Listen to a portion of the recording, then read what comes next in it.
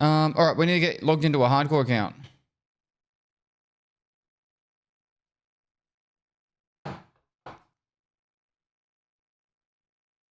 Do we record?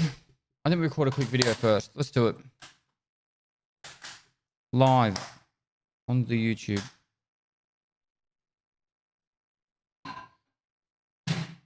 Bus. Click all the buses.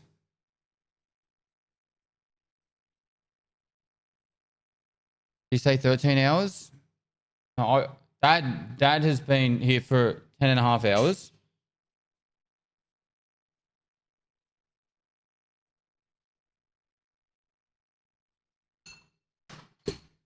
I packed up nearly all the iRacing setup, so Michael could start taking some of it across to the other house, to the studio. Whew. All right, let's change his title.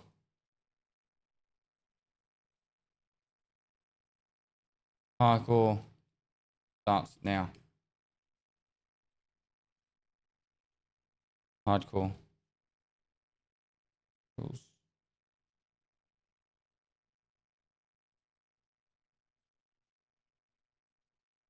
That's got the music louder than I have it normally.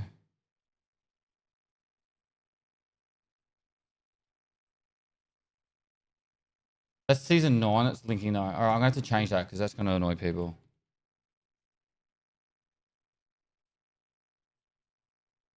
I'm gonna use the same rules because they were good. So let's just use that.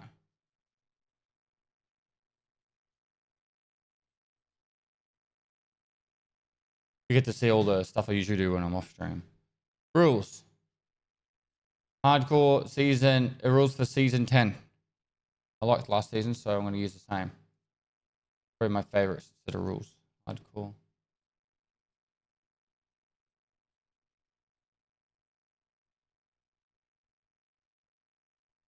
Alright, so that's my hardcore. Should now do that. Yeah, cool.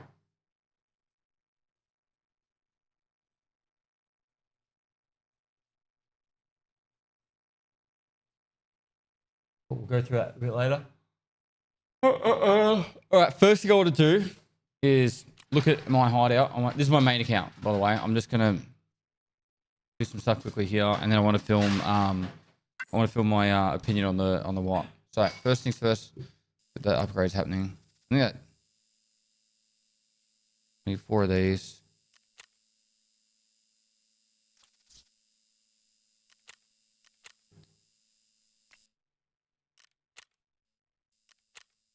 Eight of them.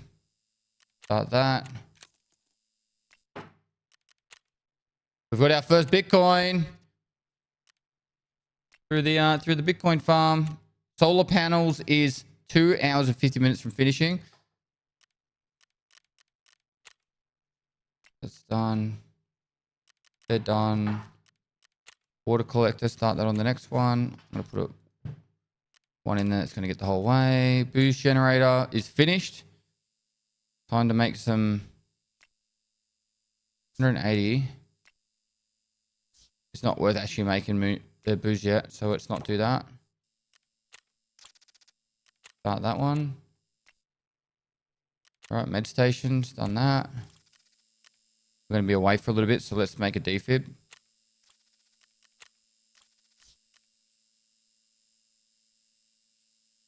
Four of these.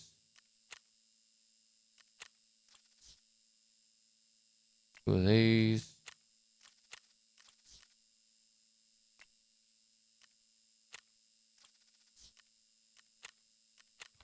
Cool. We're going to need that for level 48, so I'm just getting that sorted now. Library is done. 16.2% extra experience points per raid, and practical skills level faster. This is such a huge one to get done, guys, and it costs you nothing once it's done. The item was not sold. Unfortunate. All right, so that's everything I need to have. Oh, and we could probably do a workout. It's just severe pain still. All right. Cool.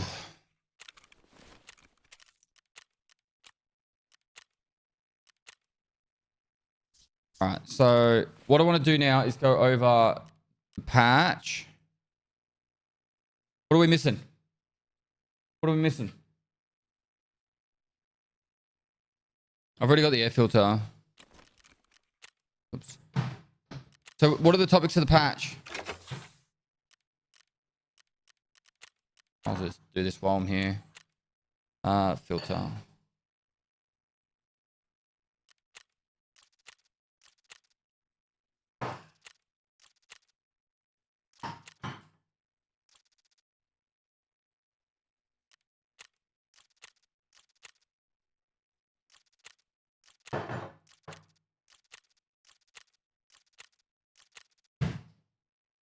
Exponentially full tanks done. Oh, new arrows and attachments. There wasn't really that many, was there?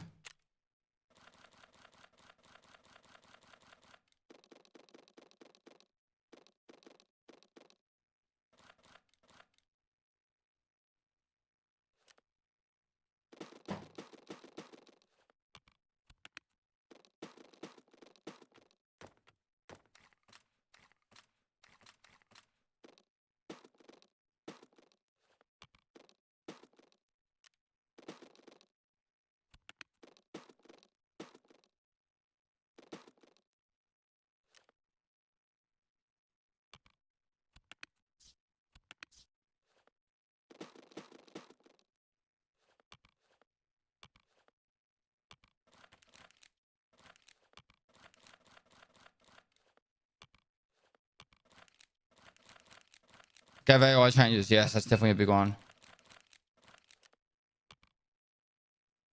Cool. All right. So here, Scav AI. Scav AI changes. New trading system is heaps faster too. You mean the quality life staff? Dynamic loot. I think I've got that written here, don't I? No, I don't. Okay, cool.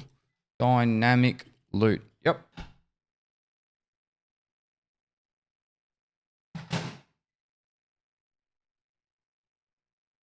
Got scavs or streets. Well, okay, streets expansion. FPS issues. New areas. New AI.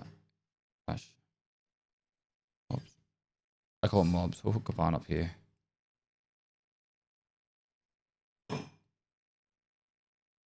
Yep. What's the squad quality of life changes?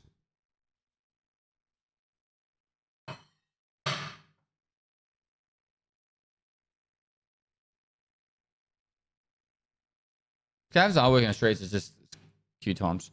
So let's talk about actual wipe slash teething problems.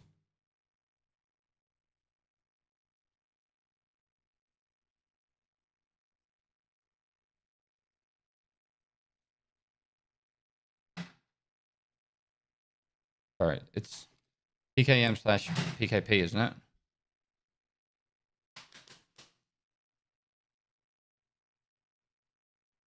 We'll talk about teething problems in that. Yeah, we might as well. Let's do it at the end.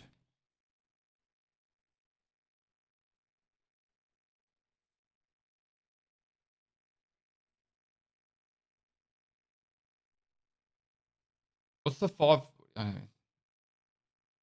Ruby system not. If someone leaves, you need to exit the game. Yeah, okay. That's part of wipe slash teething problems.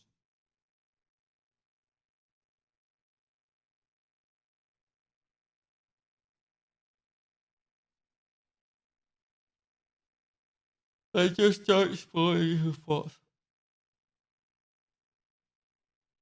Quick switch. I've probably used it once and it wasn't even in combat. But sure.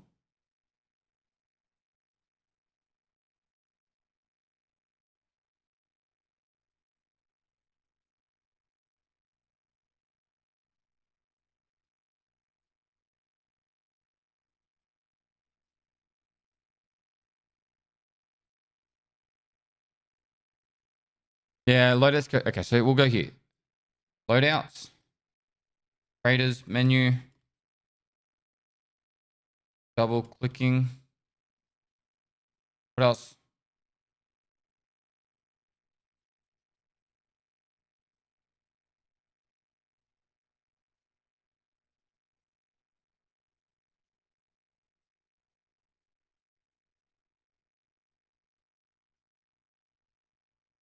Med scroll.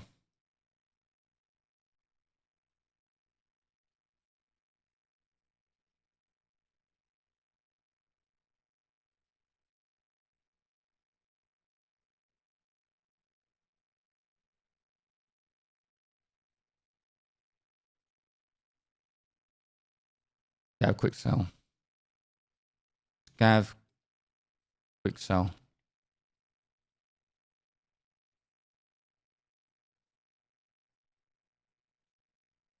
Is England winning, is it?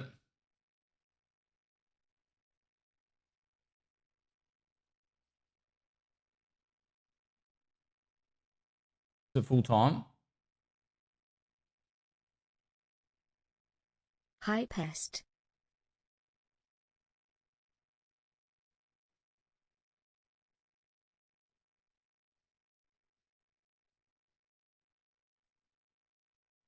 That's the 72nd minute mark.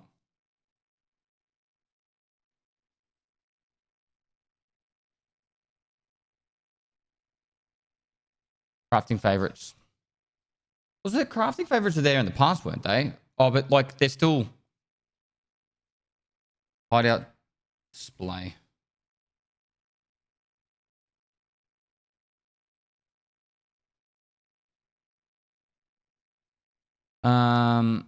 Painkiller effect change.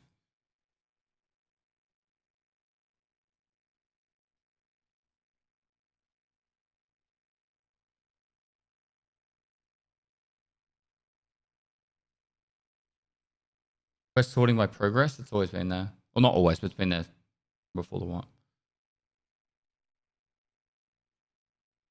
I think that covers majority, yeah?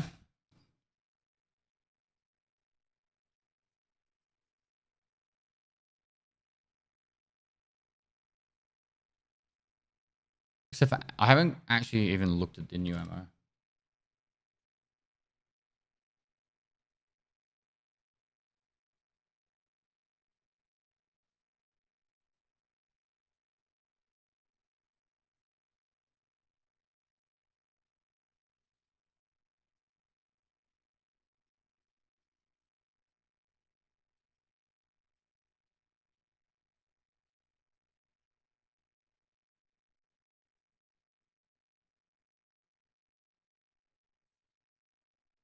I'm just looking it up. Seems good.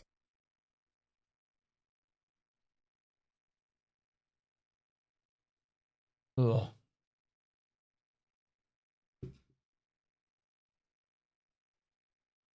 This is an effort to think of. Oh. I just want to see the new ones. I want this bit highlighted with the new ones. 9 mil. Upper Lake, thanks so much for the 2 months, dude.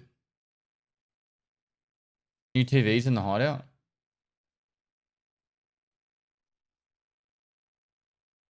56 damage, 18 pen. Can you move the time up so we can see the ammo? Can you move? Please, Pestily, please, can you move the timers up so we can see the ammo, etc.? Timers. Timers not in the way.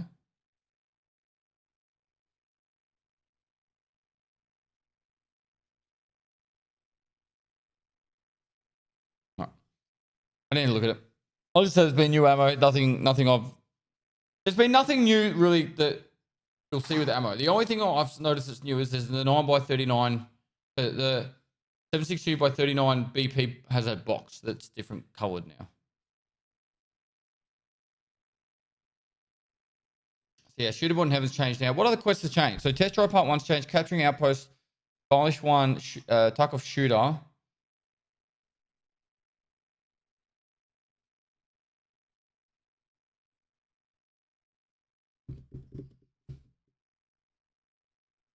Minting game.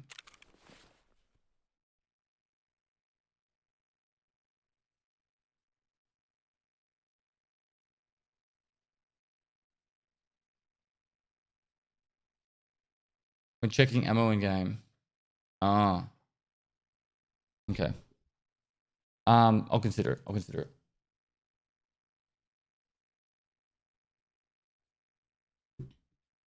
Farming part 4.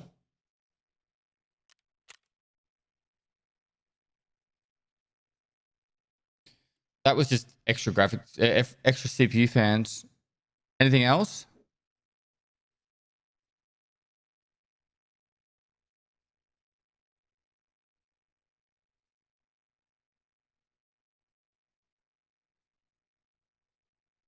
Hunting trip. I don't think I have that yet. I think you got to do it after killing Sturman, don't you? Oh, we've got guns for 22. It's the last one. It's not that big a deal if I do it now or later.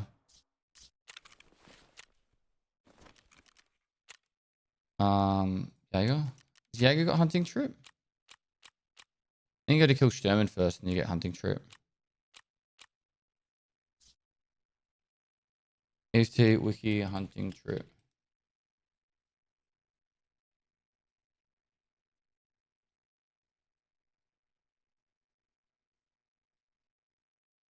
Oh, they changed it to the full field TAC 30. That's actually kind of cool. It's the Burris. That's the Burris, isn't it?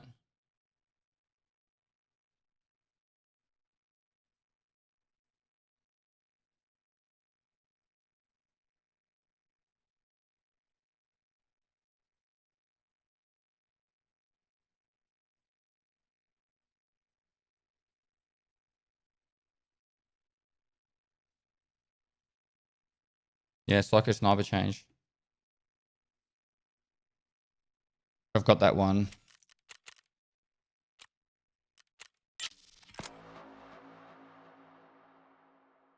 Eliminate PvC operatives without dying using a bolt action rifle. We've got to do 5. Once you hit level 10.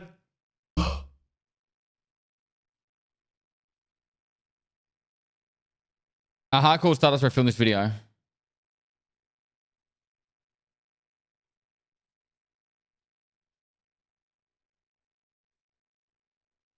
No, it doesn't have to be in one raid. You can do it over multiple raids. No, it used to be 25 times to kill Sturman.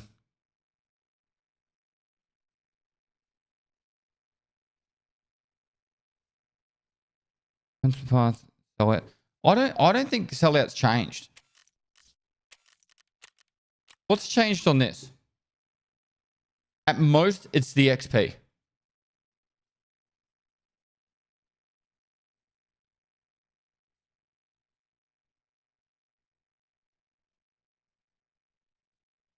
Another wipe. Another prime sub. And so a good part 3 didn't change either.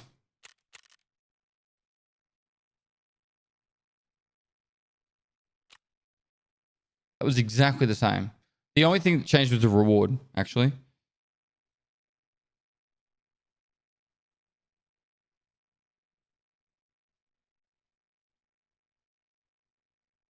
All right.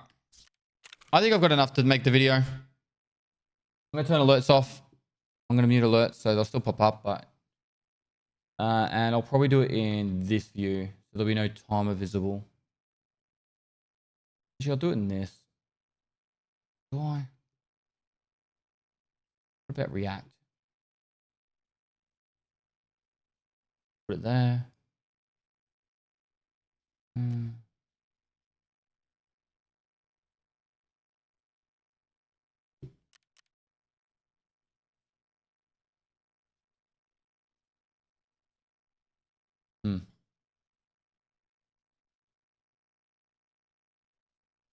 Maybe I'll leave that up for a second.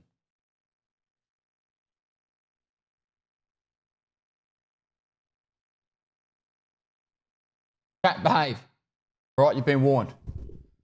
Hi guys, this is Pestily and welcome to another Escape from Tarkov video. Today I am talking about everything that's happened over the last week of the wipe, going from all the things that we discovered in the patch, all the issues, teething issues, and I'll break it down so you can get your own opinion or my opinion on what's been going on. So, without further ado, let's crack straight into it. Happy with that, eh? Happy with that, chat? Good start. All right, starting off with the actual wipe itself and the teething problems that come with it. So generally when there's a wipe with Escape from Tarkov, there's usually a lot of server issues and bugs that come along with a major patch. And then they spend the next month or two fixing all those bugs that were introduced with the patch. Some of them are reoccurring from previous patches. and then some of them are new. So just understand that usually is a common occurrence. The one thing I would say is the actual service didn't really go down much at all during the last week, which is probably the first wipe in about 2-3 years that's had that. There was maybe a small period where the launcher wasn't working, but overall, the actual game has stayed up for the majority of the time. That doesn't mean there wasn't a lot of issues that had been arised. A lot of actual tasks weren't able to be handed in. For example, the gas analyzer task, people could hand in the 2 gas analyzers, but it would still say there was only 1 or 2 found in raid. The best way to fix that is to actually go to the launcher, where you actually have the main game launcher, and from there up the top right corner, you click on your little profile picture, and then you go delete the cache, whatever you want to call it, from wherever you're from. So that's pretty much the easiest way to fix a lot of those quest problems. If you do have any further quest problems as you play through, I'd highly recommend trying that. And then there's also like to check the integrity of your files. If that doesn't work, then it's probably a wider problem for a lot more people. And then I'd just say, I don't know, come to the live stream and ask people here, or Reddit, or the other places. But generally, they are working on fixing a lot of those stuff. And a lot of people have had a lot of issues at the start, but it's slowly gotten better. And I think the majority of them are a lot better.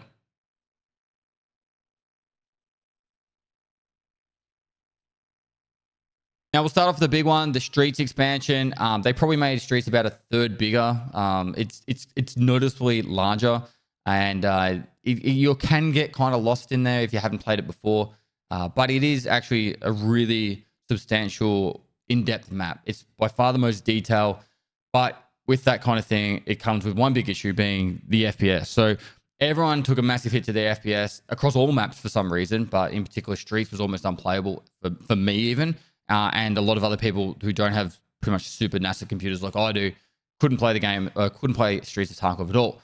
They have put a lot of patches in already to make it a lot better, but there is still a lot of issues with the FPS. As they're trying to put more and more scavs in there and all that, it has become quite difficult to run. In the new areas, there is about half a dozen snipers that are actually spawned on top of the roof. So if you have the task where you got to kill snipers on Streets, it's a pretty easy task to get done now. Or if you have one of those tasks for Tarkov Shooter, you can go into Streets and get your sniper kills quite quickly. As for the new scav boss, Kaban, I've tried to farm him in offline mode. I went through the actual area of the Lexos probably half a dozen times, and he only spawned one of them. But when he did spawn, there was no actual guards there with him, so he caught me off guard and he killed me. If you are in an online raid and then all of a sudden you're hearing like the AGS going off and the 50 cals, he's most likely there. But at the moment, he's only about a 5% spawn chance. There are people out there. I know I saw Anton. He had a video of him killing the boss in offline mode. But, you know, if you do want to farm him, offline mode is quite buggy at the moment, trying to get the scav boss in there. But if you want to have some fun, go check it out. I still haven't had the opportunity to kill him and get the belt fed gun, but I am very excited to the day that will happen. As for the new guns, so there is the SVT, which is the semi-automatic Mosin, and then pretty much the AVT, which is the fully automatic Mosin. This gun absolutely decimates. I've pretty much just treated it as my new like budget labs run gun. I just take that with no armor and a backpack, go into labs, and you can kill geared people really easily with this gun. And it's only like the cost of a teapot. That's how cheap it is. So buy a teapot on the flea market for like 40k rubles, barter trade it for AVT, get 2 15-round mags, and just walk around and just destroy fully geared people. It's a lot of fun. I've heard some rumor that in real life, or there was some like wiki post saying that if you shot 200 rounds through it, it would destroy the rifling of the barrel. That's why it's not a common gun in Russia. But it's definitely going to be a very powerful gun moving forward. And I'm devastated every time I hear, well, not devastated, I'm worried every time I'm in a raid and I hear that gun going off.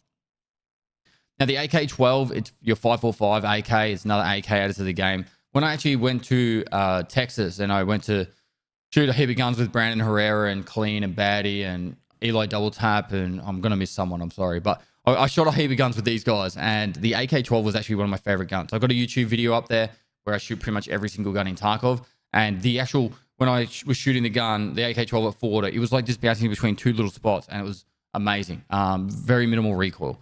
In Tarkov, the first initial kick is huge, but after that, it's fairly accurate, and it's a lot of fun.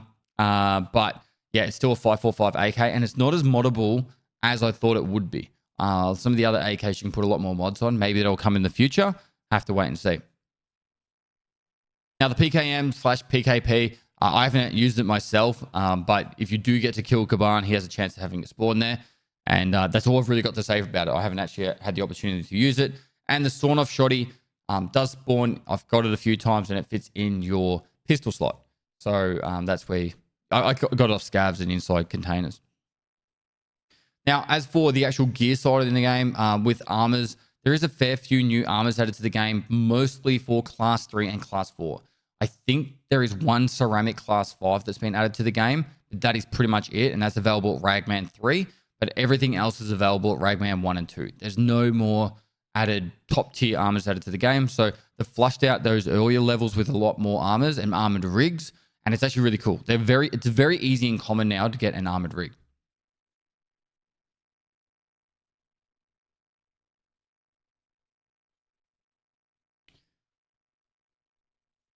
Now, in no particular order, I'm just going to go through task changes because there was a fair few task changes added. So for Shooter Born in Heaven, previously that was to get headshots from 100 meters away on about 5 maps with any gun. Now Shooter Born in Heaven is to get 5 bolt action kills that are headshots on any map using a bolt action rifle. So you have to use a bolty on every map besides labs, 5 headshots. It doesn't matter what range, and this one is a lot more fun now. I've actually barrel stuffed people with my M700, but then I've also got long range snipes in. So it's actually a lot more fun to do this task, and it's a lot more achievable. Like, you don't have to just be waiting for that person. Or if you kill someone from 98 meters away, it doesn't matter because it's still, as long as it's a headshot, you're good to go. So I actually think this is a massive improvement for Shooter Born in Heaven, and it feels fun. It actually feels fun. And in that being said, Tarkov Shooter Part 8 got the change. I'll correct that. Factory apparently got moved. Chat's on the side saying that factory got moved. All right. Now, Tarkov Shooter Part 8. I'll add this one in here. This one, I actually made a post on Twitter about probably a month or 2 ago saying that I would prefer Tarkov Shooter Part 8 to be get your 3 kills that are headshots in woods, but it can be over multiple raids as long as you do not die. And that's what the change they did. So now you can do Tarkov Shooter Part 8 as long as it's headshots with a bolty over multiple raids. It's fine as long as you don't die. Because the big issue was it was almost like you had to run around to try and get 3 kills in a raid. So now it's no longer that issue. Now, Test Drive Part 1. This one used to have a Reaper attached to it on an M1A, and you used to have to get kills with that. Now the Reaper's been changed to a different site, making it a lot cheaper and more easy, like more accessible to get the actual quest done. Because getting that barter trade for that Reaper was really punishing and problematic for a lot of people. Hunting Trip. This one is where you have to go kill Sturman. Now you have to get the headshot on Sturman from 75 meters away, but you get to use the full field TAC 30. Previously, it was one of the sites that had like 400 times zoom and was impossible to aim with. So it's a different site now, but it also has to be a headshot on Sturman, not just a body shot.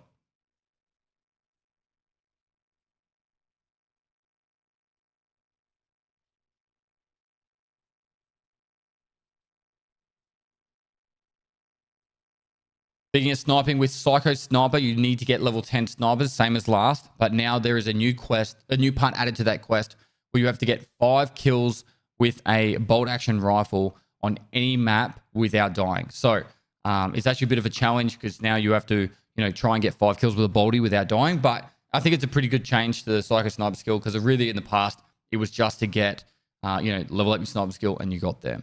Now I need to make note, for Tarkov Shooter Part 8, that gives you 3 levels in snipers, and Shooter Born in Heaven gives you 5 levels in snipers. So now getting level 10 snipers, you don't even need to reload the Mosin over and over again. None of that needs to happen because you can literally just do Shooter Born in Heaven, Tarkov Shooter Part 8, all done and dusted. Don't have to worry about it. You might have a bit of a sticking point with Tarkov Shooter Part 4 though, needing to get level 3 to unlock Part 5, but you might be able to get Shooter Born in Heaven done in the meantime.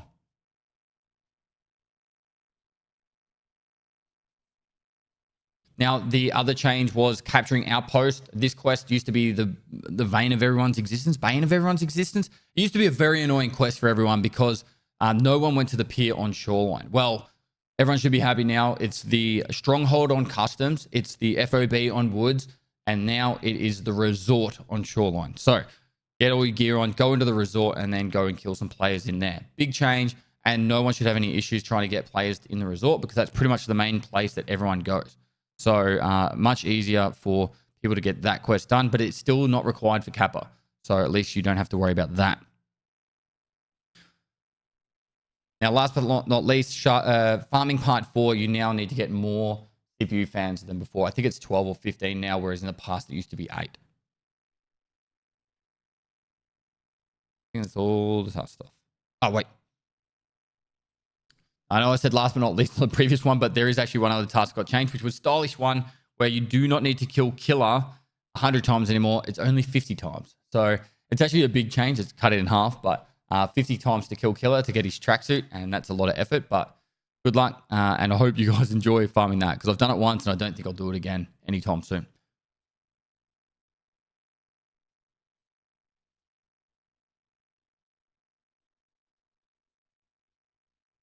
All right, now moving over to the quality of life changes. There is a lot to cover here, and I'll try and move as quickly as possible. As for the loadout and presets, you can actually just make your own list of kits here, and then you can actually, buy them and have it all like equip and customize. It'll buy all the parts and stuff that you're missing. It's actually a pretty cool thing. I haven't really been using it. I'm kind of going to use it more as my end game.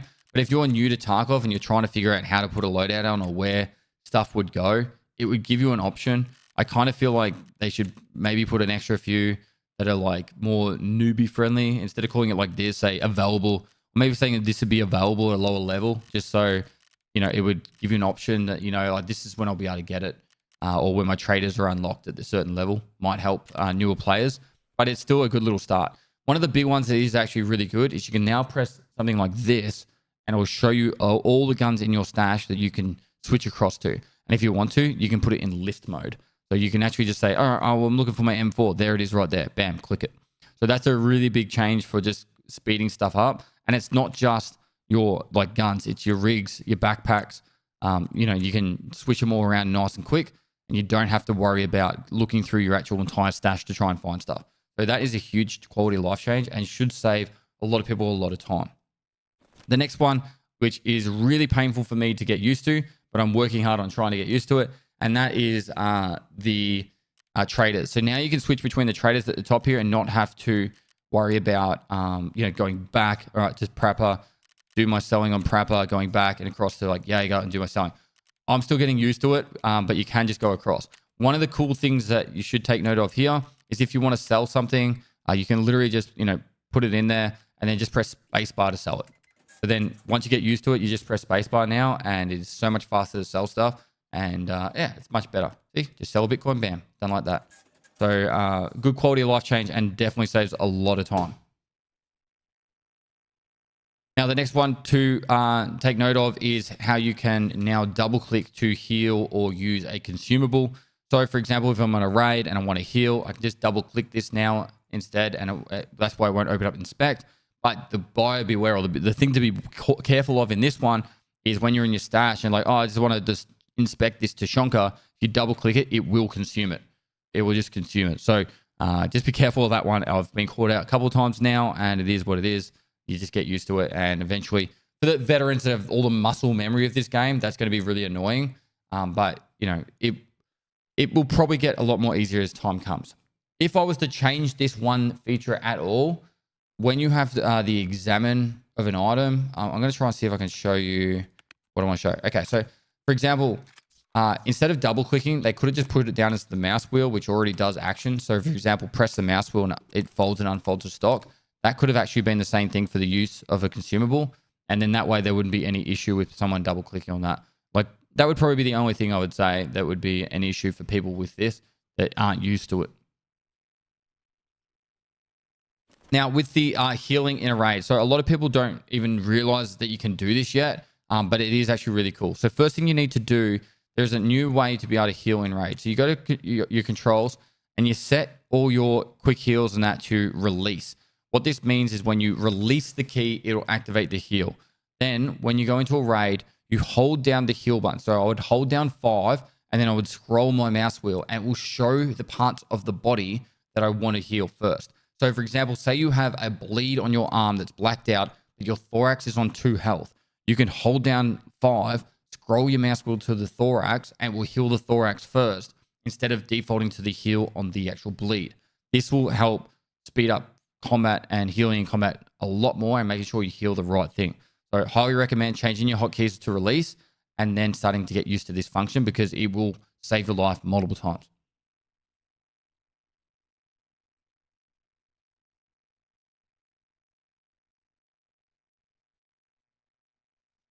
Next, over to the scavs. When you do a scav run, when you finish that scav run, if you have a full stash, you can just use the quick sell function. It is better to sell to the individual traders, being like Ragman and Therapist first to make more money. But if you have a full stash, you can just go quick sell, or if you just want to save some time because it's mostly just trash stuff anyway, quick sell, it'll show you how much money you're going to get paid and you say yes or no. And I actually use it quite a lot. It speeds up my scav runs because I generally just go into factory to run out and just make a little bit of money and farm up my scav rep, which is currently at 3.98. So that's part of the way I level up my scav rep is to do quick factory runs, and then I can do quick sell when I leave each time. Now moving over to the hideout. There's a few things to cover here. As you can see with the hideout, there is stuff upgrading. Sorry, I've got stuff upgrading, but stuff crafting. When something is crafting now, it will show you that green bar of like how far up it is compared to when something is upgrading. Makes it a little bit easier to see. And then the other thing that's been upgraded is, or new to the hideout, is the weapon stand. I am currently filling mine with 5.7s. This is level 3, so this is how much extra space you get. If you want to put some guns on it, this is pretty much how it looks. So I think you just hold control. Yeah, you can just control it, and it'll chuck some guns in there, and it doesn't consume your actual stash space. So that's kind of how it works. You can actually walk into the hideout, and you can actually look at all those guns up on the weapon rack. So like I said, I'm filling mine up with 5.7s for a bit of fun, but it's another way you can store a heap of stuff. The only negative I've got for this one is if you want to now equip those guns, they are not available on the actual weapon rack, which is kind of frustrating, but teething, I guess. But it is a cool way just to leave some of your stuff on display. Maybe you put some of your favorite guns up there. But yeah, I'm just doing it for 5.7s for fun.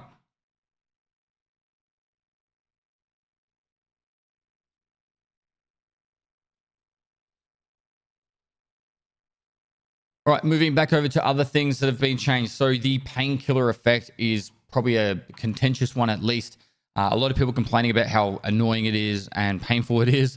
One thing I would probably take note is it's the one positive that has definitely come out of this is I don't think people are pre-medding as much anymore. So when someone's just about to get into a fight or spawns into a raid, a very common thing for the sweatier players was to spawn into a raid and pop a painkiller and then run through the raid already pre-medded throughout the entirety of the raid. And they would just keep popping it every 5 minutes to prevent someone from, hitting them in the leg and then being stuck without being able to run. So now the painkiller effect is definitely annoying. It is too much, I think. I think it needs to be dialed back a fair bit because it almost feels like you can only see a small portion of the screen clearly and everything else is almost double vision. So something like half of that would probably be better. But yeah, I'm not sure if that is their final intention of it, but it is very painful to use a painkiller now. But I do like the fact that a lot of people will stop pre-medding for entirety of raids. So I'm happy with that.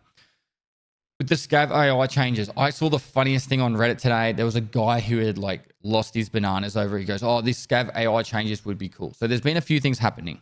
One, scavs now spawn in groups. So you'll be in a raid and a scav will, there'll be a group of 3 to 5 scavs spawn in one hit right next to each other, and then they'll swarm you.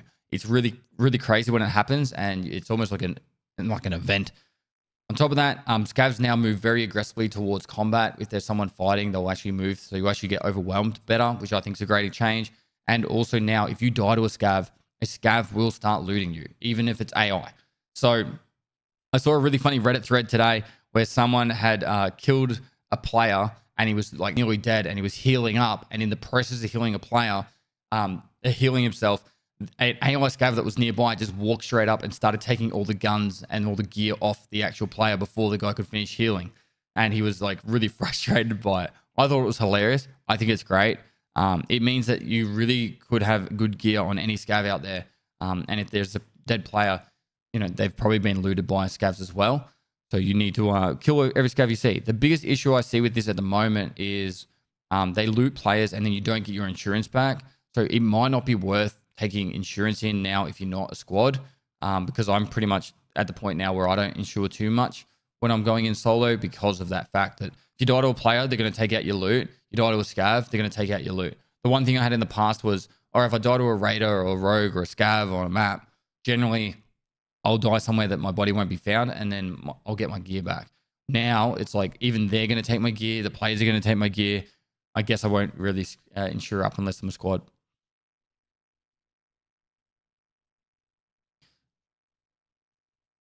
Now I'm still in the process of leveling up my my actual scav rep. Like I said, I'm at 3.98, but I'm trying to get to the point where I can actually walk up the scavs and give them the command to start giving me gear. But apparently, if you get your rep up high enough, you're going to be able to walk up to AI scavs and tell them to give them your gear, or give you for them to give you their gear, and you'll be able to take the gear off them. So I'm excited to see how that works, and I'm probably not too far away from being able to get to do that. Speaking of loot, dynamic loot has changed the game a fair bit when it comes to loot runs and making money.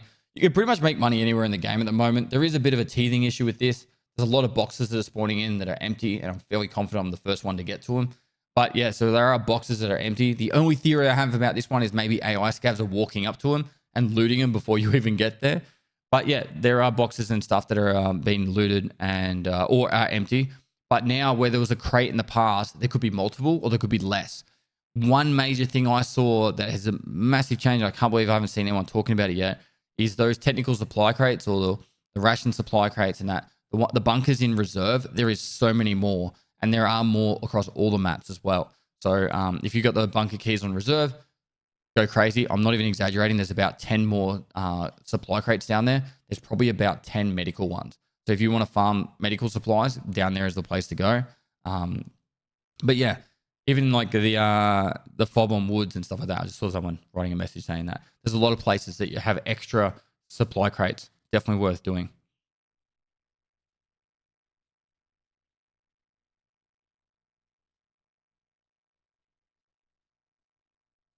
My second last point was they added the quick switch to the game, which is where you can quickly double tap your pistol slot and it will change over to your pistol. I haven't really used this much in combat. I've only used it just as a bit of a fun thing, but yeah, it's something that was added. I think I worry sometimes that they put so much time into these little things. Like it does add really fine details to the game, but it's just like, yeah, it was added. Now, last but not least, I need to touch on this because if I don't, people are like, why don't you ever speak about the cheaters? So I was playing the game today, and as I was playing the game, I got this message, which is your recent reports from the raids on these maps, plus the 26 others, help identify the cheaters. These players have been banned. So, and this message is also from this wipe. So 37 of my deaths have been from cheaters that are being banned now. I do need to make a few statements based around this. So firstly, one, I play on OCE nearly entirely. I play on a couple of other servers in Asia, but generally the OCE server, and I've played on European servers when I lived in Europe. I played on American servers as well. The OCE server is atrocious for cheaters, but I kind of like, it's like my home, you know. I just want to play in my home. So it's pretty bad. And I even before I even went to the map Shoreline, I said Shoreline's my worst map because it's cheater heaven, and it's because they're farming the red and the blue key card there. They're just constantly spamming the resort, trying to find those lab cards, and they also get lead X's and other keys, like key loot that spawns in there. It's very valuable on Shoreline, particularly if you know where the loot is from cheats. So yeah, Shoreline, Labs, and Lighthouse are generally the worst places for cheaters. And as you can see here, there's 37 that have been banned. Now, this was probably about, well, this is before today's session. So I was on about 67 deaths when that happened. So probably about 30 of my deaths weren't cheaters. And that's, unless the reports, I don't know. What I'm just saying is there are cheaters out there, particularly the worst on OCE. I know that for a fact. But at the same time, they are banning them. That's the great thing. I saw this message. I was shocked. But at the same time, I was very excited to the fact that 37 people had been banned that were cheating. That's how it comes across to me. So Shoreline, Labs, and last but not least, Lighthouse are the worst maps for it. And it is what it is. Anyway, that is pretty much it for my rundown. It was quite a long, in-depth rundown of everything, my opinions and thoughts and all that stuff. But hopefully this video was informative to you and you got something out of it. I think as a whole, this patch is great. It's not very content depth. there's not a lot of new content added to this patch, which is fine because that's kind of what I expected. They said they were going to focus on quality of life stuff, add an expansion to Lighthouse, and the patch at the end of the year is going to be the bigger one. But it is what it is, you know. Like I'm at this point now with Discovery Tarkov is I just enjoy the game because it's my favorite game. People are asking me why I'm so excited to play the game still, and that is like I just took 4 months off traveling Europe. You know, like I'm excited to keep playing video games for a long time on content creation. But that's me. But yeah, favorite game, and let's just hope that they keep on top of banning cheaters and we can get all these bugs fixed and people can enjoy the game for what it is. In saying that, I am that's my first cut in this video, major cut. In saying that, I have started the raid series again and the hardcore series. So by the time this video goes out, it'll be very close to the hardcore series launching, and the raid series will probably be at episode 5 or 4. It'll be around episode 4. So if you enjoy Escaping Tarkov and you want to learn or play it vicariously through me, the raid series is there for you. As for the hardcore series, that will start on Saturday. And the intro for the hardcore series is amazing. Hardcore is a self-imposed rule set where I make it really punishing for myself by I can't buy from traders and I have to find everything in raid with the objective of getting to max traders. So raid series goes out Monday to Friday. Hardcore series goes out every day. And I'm doing a subathon on Twitch, which is why everyone's in chat going mental because they're all saying hello to YouTube. And I'm filming this because I'm still live. And there's 112 hours left on my subathon unless people keep subbing. So if you've got a Twitch Prime sub, you want to help support the subathon, Primes are the best way of doing it. And I'm giving away computers built by Stints every second day. We've given away 3, which these are the winners so far. And we'll be drawing another one probably within hours of this video going live. So much love. Appreciate the followers and the subs and the likes and the comments. It really does help out. And I'm back in full swing. All my engines running, and I'm excited to make a heap of content this one. So, without further, sorry, how am I stuffing my outro? So, lastly, guys, I'll see you next time.